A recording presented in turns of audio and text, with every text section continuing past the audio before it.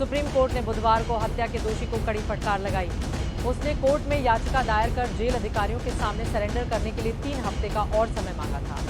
Justice Ahsanuddin Amanullah और justice SVN भट्टी की bench ने कहा कि दोषी विनोद उर्फ गंजा की फलो बढ़ाने की मांग वाली याचिका को जस्टिस एस ओका की अध्यक्षता वाली बेंच ने 14 मई को पहले ही खारिज कर दिया था। सुप्रीम कोर्ट ने उन लोगों को एक कड़ा संदेश भेजा है जो कानूनी व्यवस्था को हल्के में लेने की कोशिश करते हैं। बुधवार को जस्टिस एहसानुद्दीन अमानुल्लाह और जस्टिस एसवीएन भट्टी की बेंच ने मर्डर के दोषी विनोद, जिसे गांजा भी कहते हैं, उसको कड़ी फटकार लगाई क्योंकि वह जेल अथॉरिटीज को सरेंडर करने के लिए फिर से एक्स्ट्रा टाइम मांग रहा था। आइए आपको विस्तार से बताते हैं कि क्या हुआ। विनोद, जो 1992 के एक सीरियस मर्डर केस में दोषी था, वह पहले ही 14 साल से ज्यादा जेल में काट चुका था और रिमिशंस के साथ 16 साल से भी ज्यादा।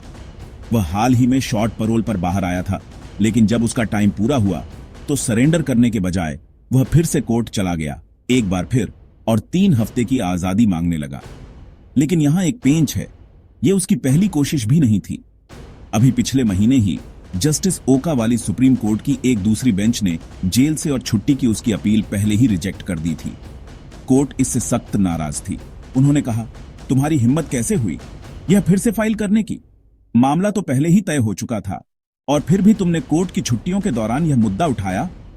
विनोद के सीनियर लॉयर ऋषि मल्होत्रा ने दलील दी कि वह बस तब तक टाइम चाहते थे जब तक दिल्ली हाई कोर्ट उनकी अर्ली रिलीज की अपील पर फैसला न कर दे।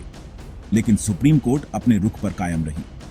उन्होंने और समय देने से इनकार कर दिया, उसकी नई पिटीशन विथड्रा करने तक नहीं दी और उसे तुरंत सरेंडर करने का आर्डर दिया।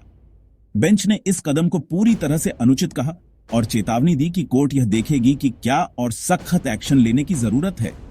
जो लोग ये वीडियो देख रहे हैं, उनके लिए यह केस सिर्फ एक व्यक्ति के बारे में नहीं है। यह एक याद दहानी है कि कोर्ट्स इंसाफ में देरी करने की बार बार की कोशिशों को बर्दाश्त नहीं करेंगी और जो लोग सिस्टम के साथ खिलवाड़ करने की कोशिश करते हैं, उनके लिए सुप्रीम कोर्ट ने साफ कर दिया है, बस अब बहुत हुआ। आगे के अपडेट्स के लिए हमारे साथ जुड़े रहिए।